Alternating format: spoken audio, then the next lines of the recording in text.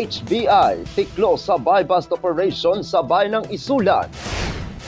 Isang paaralan sa bayan ng President Quirino, hiniling ang maagang pagpapatala. At 8 pamilya na nasiraan ng bahay sa bayan ng Calamansig, nabigyan na ng tulong pinansyal. Yan ang ulo ng mga balita sa Sultan Kudarat Headliners.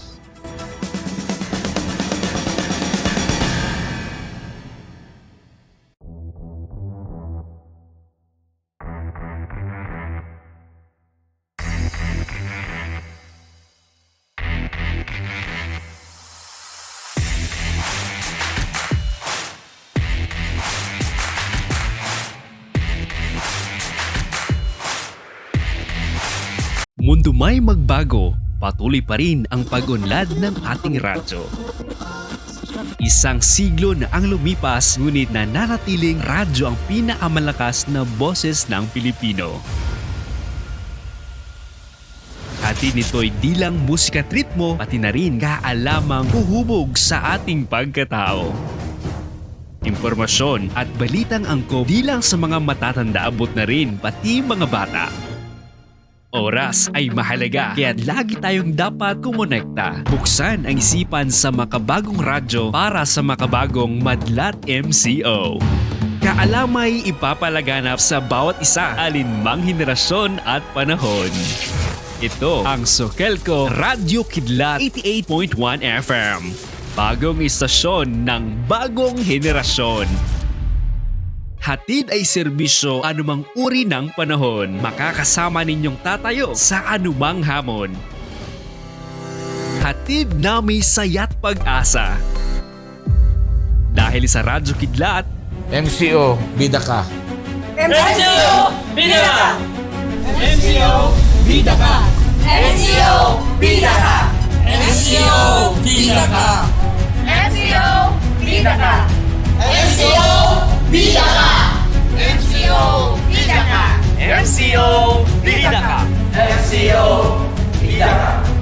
MCO, bida ka! MCO Bida Ka! MCO, bida ka! MCO Bida Ka! MCO, bida ka! Wilfredo Evangelista, Eileen Suelio, Carlos Fabian III, Jonathan Leisa, Paul Alan Aquin, Katrina Trevilla, Nel Labuen, Oscar Salamanca, Jason Palos. MCO Bida Ka!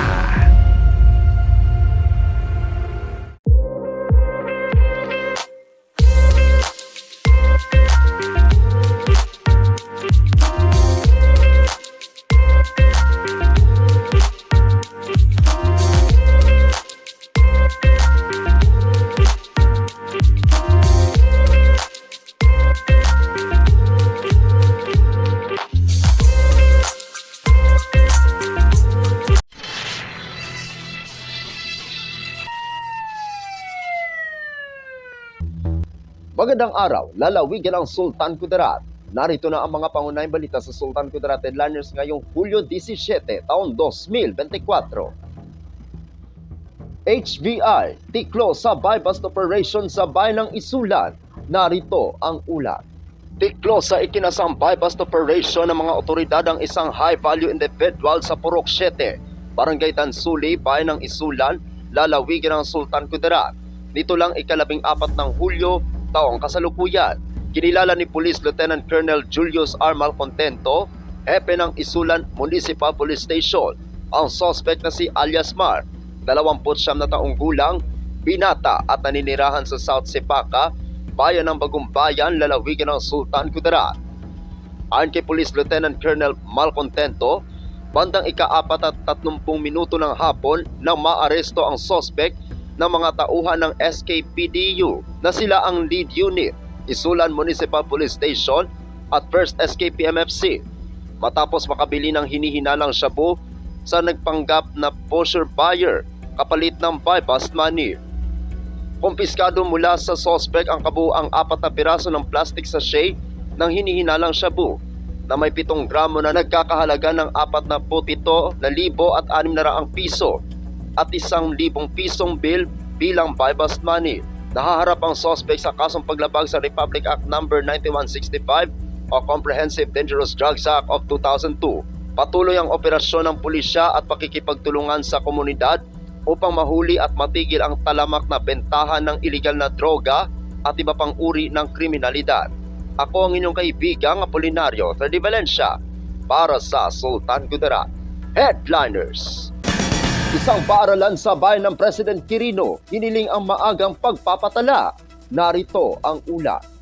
Nananawagan sa ngayon ang pamunuan ng Lamasan Elementary School ng Purokluyan, Barangay Kalanawi 2, bayan ng President Quirino, lalawigan ng Sultan Kudarat sa mga magulang na agahan ng pagpapatala o pagpa-enroll ng kanilang anak.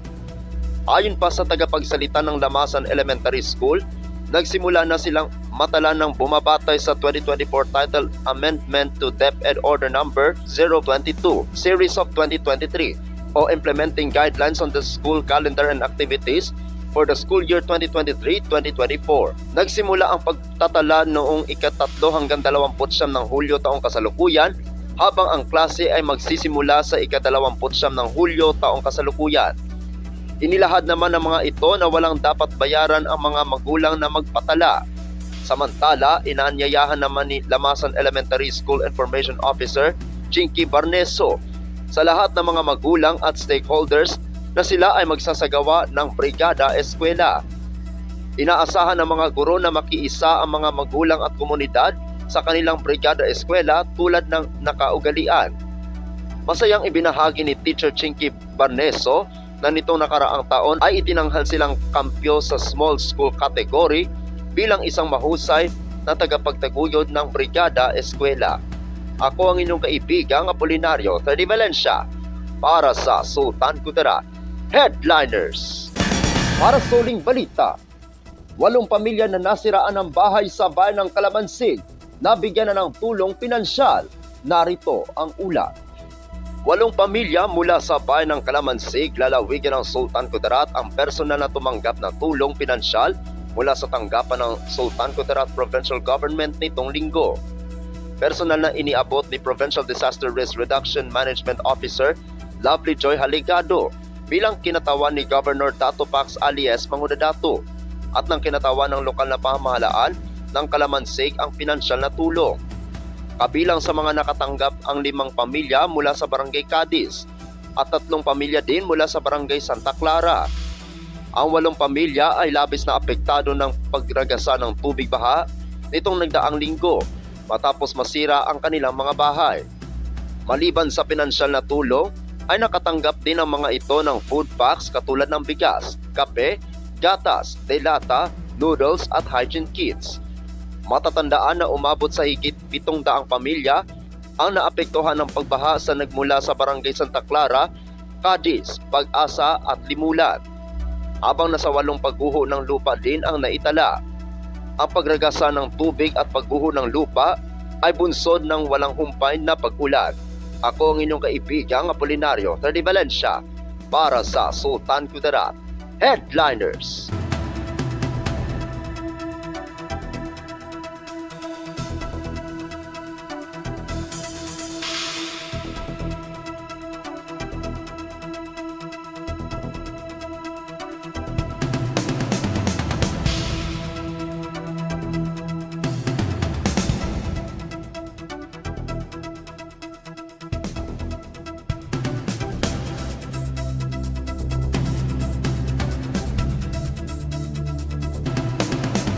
At yan ang kabuuan mga balita sa araw na ito. Mga balitang kailangan ninyong malaman. Balitang walang kinakampihan. Balitang totoo. Balitang may dalang aral at inspirasyon. Ito ang Sultan Kudarat. Headliners. Hanggang bukas, maraming salamat at magandang araw, kaibigan.